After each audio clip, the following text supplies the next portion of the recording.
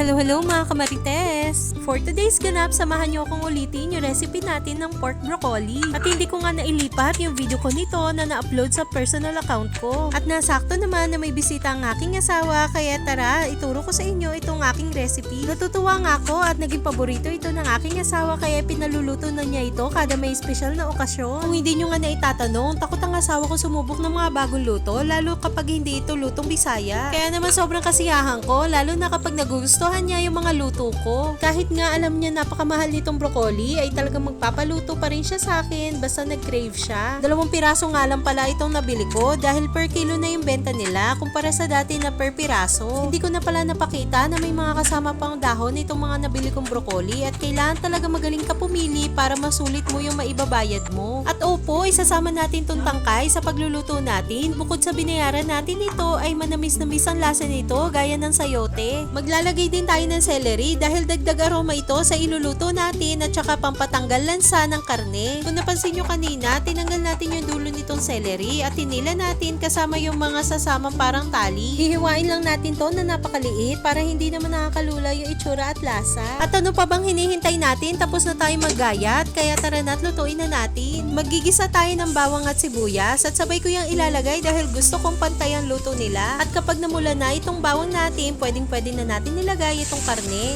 Minarinate ko nga pala itong kasim natin sa oyster sauce at saka sa konting toyo. Manipis nga pala itong hiwa natin sa karne at saka na rin pahaba para paniguradong malambot pagkaluto nito. Maglalagay din ako dito ng black pepper para paniguradong walang lansa itong karne natin. Hindi ko na nga pala na videohan, naglagay na ako dito ng bell pepper at ganito po talaga akong mag-isa, yung nagmamantika na. Sa puntong to, pwede na tayo maglagay dito ng malinis na tubig at depende na yan sa inyo mga kamarites kung gano'n nyo gusto kadami yung sabaw o sarsa. Sunod natin gagawin ay tutunawin na tong nor cream of mushroom sa may tubig lang, hindi malamig at hindi rin mainin mga kamarites. Mabalik tayo dun sa karne na pinapalambot natin. Pwede na natin nilagay dito yung celery, pati na rin yung mushroom na pieces and stems. Mas convenient nga kapag pieces and stems na yung binili nyo dahil hindi na kayo kailangan magiwa pa. Pwede na rin natin nilagay dito yung broccoli natin. Sabay na yan kasama yung bulaklak tsaka yung tangkay. Ilulubog lang natin itong broccoli sa may sarsa at saka tatakpan ng mabilisan para ma-half cook na. At huli na natin itong ilalagay, itong cream of mushroom natin na dagdag pampalasa at saka na rin pampalapot ng sarsa. Hindi na nga pala ako nagdagdag ng pampaalat dyan dahil yung cream of mushroom ay maalat na, pati na rin yung ating marinade kanina sa karne. Pakuluin lang natin to hanggang sa lumapot yung sarsa at huwag nyong kakalimutan tikman at i-adjust ayon sa iyong panlasa. I-try nyo na ito mga kamarites at sinasabi ko sa inyo, madali lang tulutuin at masarap pa. Ayun lang, bye!